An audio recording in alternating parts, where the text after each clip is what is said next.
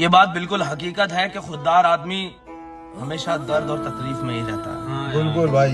तो उस पे एक लाइन सुनी थी मैंने बच्ची की कि खुददार मेरे शहर का फाकों से मर गया। खुददार मेरे शहर का फाकों से मर गया।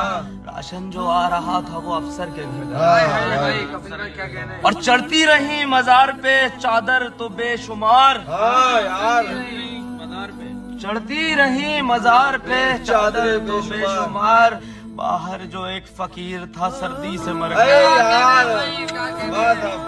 बाहर जो एक फकीर था सर्दी से मर गया। और रोटी अमीर शहर के कुत्तों ने छीन ली। रोटी अमीर शहर के कुत्तों ने छीन ली। फाका गरीब शहर के बच्चों में बट गया।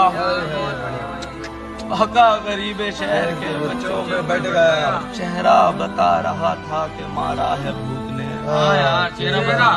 चेहरा बता रहा था कि मारा है भूख ने। खादिम ने कह दिया कि ये कुछ खा के मर गया। खादिम ने कह दिया कि कुछ खा के मर गया। खुददार मेरे शहर का फाकों से मर गया।